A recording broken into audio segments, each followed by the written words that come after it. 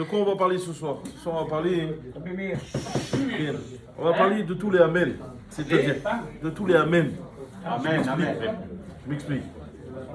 La chéla de ce soir, c'est de savoir est-ce qu'on a le droit de répondre. S'il vous plaît, c'est important. Est-ce qu'on a le droit de répondre Amen comme ça? Par exemple, quelqu'un il nous fait une bracha, est-ce qu'on a le droit de répondre Amen? Est-ce qu'on a le droit de répondre devant la porte, bien, vers là-bas. bien, par exemple, on est dans Ya'alev Yavo.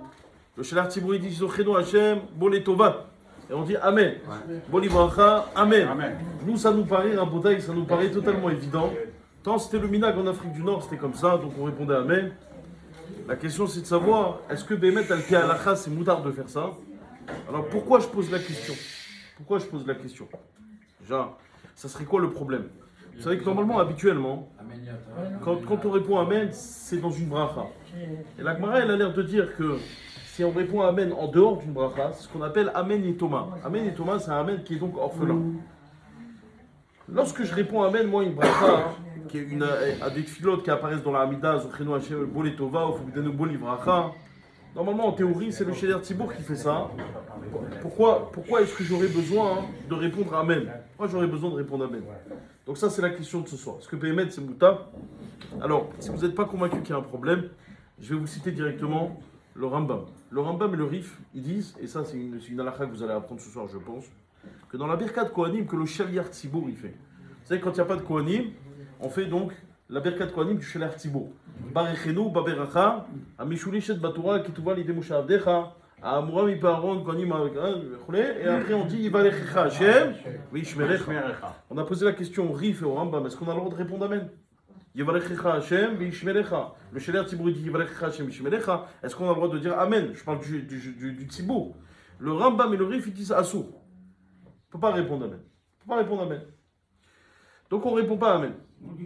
A priori, je dirais pourquoi on ne répond pas Amen. Parce que pour le Rif et le Rambam, encore une fois, on répond Amen que sur une bracha. Mais là, ce n'est pas une bracha. Est-ce que tu as dit Baruch Ata Hashem, Elokeinu Melech HaOlam, ou Baruch Ata Hashem tout seul? Non. Donc comme ce n'est pas une bracha, il n'y a pas de bracha, tu as dit Elokeinu Melech HaOlam, Barechenu, Barecha, Ameshulishet Batora. Comme il dit le Rambam, à la limite, on répond Amen à la fin.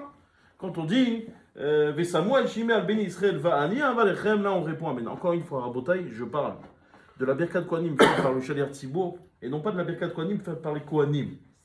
D'accord? Je parle donc de la Birkat Kohanim faite par le Shelar Tzibur. Donc le Rif et le Rambam, eux ils disent mais Forash on ne répond pas Amen. Donc a priori ça devrait être la même chose pour Ya'alev Yavo.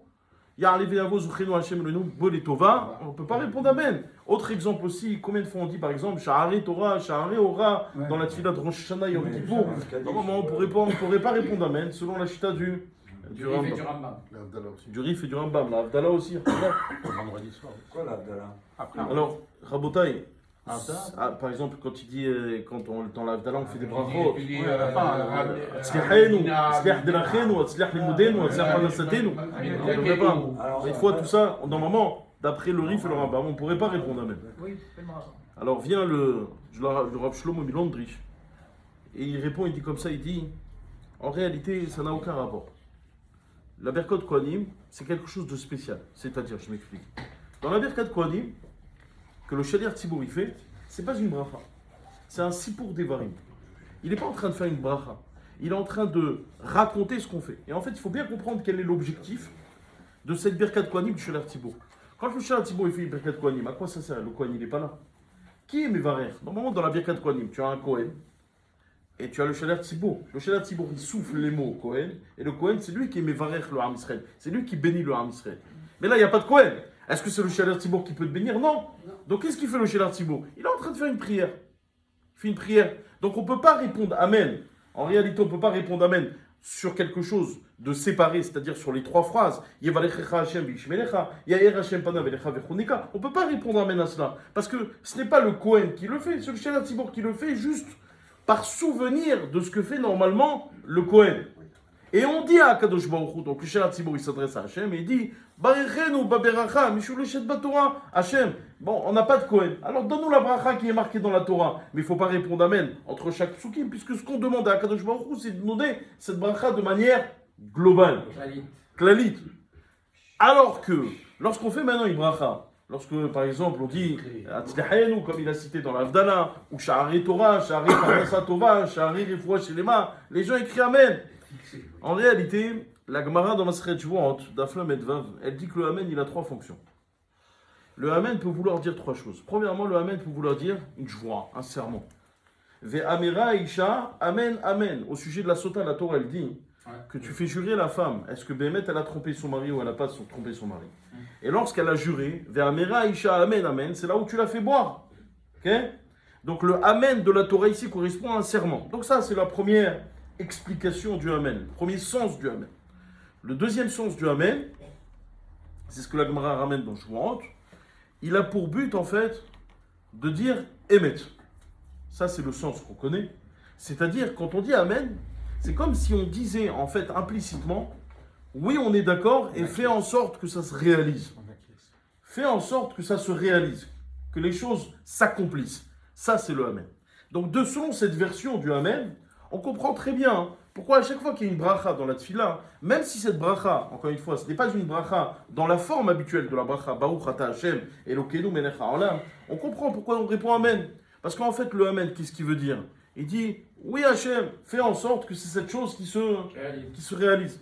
Donc finalement, même d'après le Rif et le Rambam, on pourrait répondre Amen. Ah, eux, ils interdisent de répondre Amen dans la Birkat Kohanim Sheler Tzibour. Oui, c'est normal.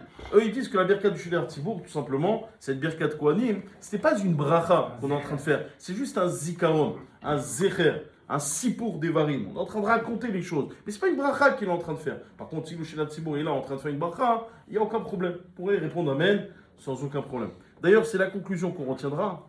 Répondre Amen et le faire pour une bracha, ça ne pose pas de problème dans n'importe quelle partie de la tfila.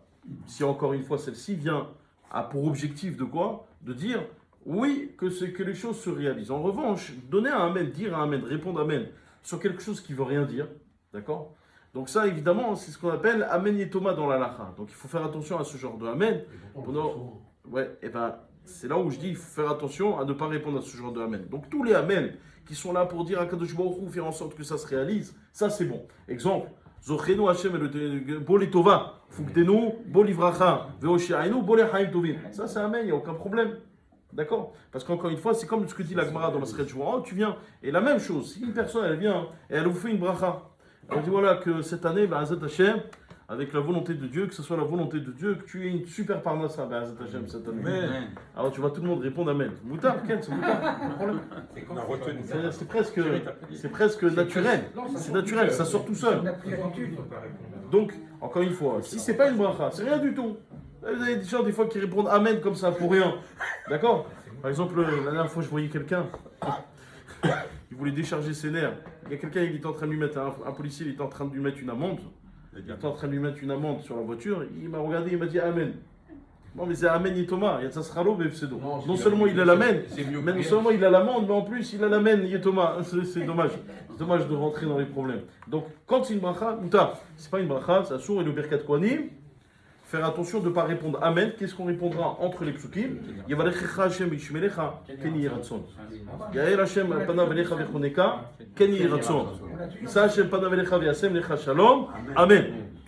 À la fin, c'est Amen. Sur la fin, Amen Yiratzon, ce que tu veux. Le Rif et le Rambam, ils ne ramènent pas Amen Ken Yiratzon. Ils disent Amen. Comme ça, c'est ramené. Si tu veux Amen Ken Yiratzon, il n'y a pas de problème. Vous avez compris l'idée? Encore une fois. En revanche, on s'entend bien, pour la Birkat Kohanim, du Kohen. Ça, c'est évident que quand il dit Yevalechecha Hashem Yishmelecha, tu réponds Amen. Pourquoi tu réponds Amen? Et alors, pourquoi à cet endroit-là tu réponds Amen? Vas-y, je t'écoute, Shalom. Pourquoi Yevalechecha Hashem Yishmelecha, tu réponds Amen? Parce que c'est lui le Pourquoi encore une fois? Mais pourquoi j'attends pas la fin? Pourquoi j'attends pas la fin? Pourquoi à cet endroit-là tu réponds Amen? Il va dire autre chose entre. Mais tu réponds pas à la question. Attends la fin. Attends la fin. J'attends qu'il me fasse, il me fait presque une, c'est ma bracha. Mais il n'y a pas de problème. Mais attends la fin. Attends la fin. En réalité, Rabotai, on répond Amen à la fin d'un pasouk de la Torah. C'est marqué Yivalechecha Hashem Yishmelecha. Le pasouk dans la Torah, il s'arrête là. On répond Amen. Ya'el Hashem Panav Elecha Vechoneka. Le pasouk s'arrête là. On répond Amen. Isa Hashem Panav Elecha Veyasem Lecha Shalom. Ça aussi c'est Amen. Samu Hashemina Ben Israël. Va'ani Avalechem. Bi'chanan Ben Akash Omer. Ça Kadosh Baruch Hu. Zakot et Israël.